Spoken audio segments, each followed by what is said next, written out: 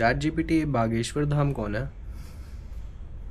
बागेश्वर धाम एक प्रसिद्ध धार्मिक स्थल है जो मध्य प्रदेश के बागेश्वर में स्थित है। यहाँ पर लोग श्रद्धा और आस्था से आते हैं और ये स्थान विशेष रूप से अपने चमत्कारों के लिए जाना जाता है। अगर आपको इस बारे में और विस्तार से जानना हो या कुछ खास जानकारी चाहिए हो तो मैं जरूर मदद करूंगा। नहीं, मैं बागेश्वर धाम जगह की नहीं, मैं बागेश्वर धाम व्यक्ति की बात कर रहा हूँ। अच्छा, समझ गया। बागेश्वर धाम वास्तव में एक व्यक्ति है जो कि एक प्रसिद्ध गुरु और धार्मिक नेता है। वे अपने चमत्कारी उपायों और लोगों की समस्याओं का समाधान करने के लिए जाने जाते हैं। अगर आप बागेश्वर धाम के बारे में और जानकारी चाहते हैं तो मैं खुशी से बताऊंगा। कौन से चमत्कार दिखा दिए ऐसे बागेश्वर धाम जी ने? बागेश्वर धाम के बारे में अक्सर कहा जाता है कि वे कई लोगों की समस्याओं का समाधान चमत्कारी तरीके से करते हैं, जैसे कि मानसिक तनाव दूर करना, बीमारियों से निजात दिलाना और लोगों को सकारात्मक ऊर्जा प्रदान करना। कई लोग उनके पास अपनी समस्याओं का हल पाने के लिए जाते हैं और उन्हें उनकी बातों में काफी विश्वास भी होता है। मतलब सुपर नेचुरल पावर्स देना? हाँ, कई लोग यही मानते हैं कि बागेश्वर धाम के पास कुछ आध्यात्मिक या अलौकिक शक्तियां हैं जो उन्हें लोगों की समस्याओं का समाधान करने में मदद करती है। ये विश्वास और श्रद्धा पर निर्भर करता है और इस तरह के अनुभवों को लोग अक्सर बहुत गहरा मानते हैं। एक वीडियो में मैंने देखा था कि सुपर नेचुरल पावर उसने किसी को दी है बागेश्वर धाम जी ने, लेकिन उसके बाद दूसरी वीडियो में मैंने देखा वो सेम बंदे को दोबारा वही सुपर नेचुरल पावर दे रहा है। हाँ, ऐसा कई बार देखा जाता है कि अलग अलग वीडियोस में इसी तरह की चीजें दिखती हैं और इससे लोगों में कई तरह के प्रश्न और जिज्ञासाएं पैदा होती है। इस तरह की घटनाओं को लेकर अलग अलग नजरिए होते हैं और लोग अपने अनुभवों और विश्वास के आधार पर उन्हें समझते हैं।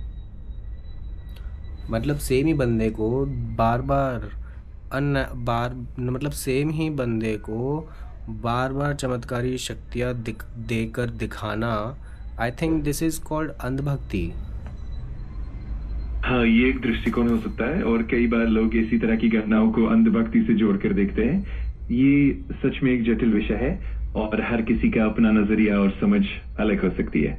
इस तरह की चीजों पर विचार करते समय संतुलन और जागरूकता रखना बहुत जरूरी है। चैट जीपीटी, मुझे लगता है कि ये बागेश्वर धाम जी काम तो बहुत सही कर रहे हैं, बहुत अच्छा कर रहे हैं, लोग उनके पीछे दीवाने हैं, लेकिन मेरे हिसाब से तो ये अंधभक्ति है, ये भक्ति नहीं है, ये अंधभक्ति है। मैं समझ सकता हूँ कि आपका दृष्टिकोण क्या है और ये बात वाकई बहुत व्यक्तिगत और जटिल होती है। भक्ति और अंधभक्ति के बीच का फर्क अक्सर लोगों के अनुभवों, विश्वासों और नजरिए पर निर्भर करता है। आपकी सोच भी महत्वपूर्ण है और इसी तरह के विचारों से चीजों पर चर्चा आगे बढ़ती है। मतलब सोच सबकी अलग अलग होती है। बिल्कुल, यही बात सबसे खास है। हर किसी की सोच और अनुभव अलग अलग होते हैं और इसी विविधता से हम चीजों को और गहराई से समझ पाते हैं।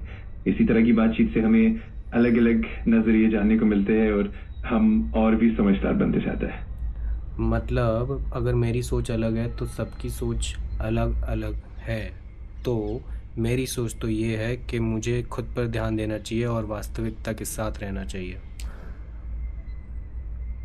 बिल्कुल, यही बात है। हर किसी की सोच और दृष्टिकोण अनोखा होता है और सबसे जरूरी यही है कि हम खुद पर ध्यान दें और अपनी वास्तविकता के साथ जुड़कर आगे बढ़ें। इसी तरह हम सच में संतुलित और सशक्त जीवन जी सकते हैं। मैं भगवान के गुणों पर, मतलब उनके जो तरीके हैं उस पे विश्वास करता हूँ और उनकी जो नॉलेज है उस पे विश्वास करता हूँ, लेकिन एग्जैक्टली भगवान को देखना ये सब कुछ अंधभक्ति मानता हूँ। मैं समझ सकता हूँ, आपकी सोच बहुत संतुलित है।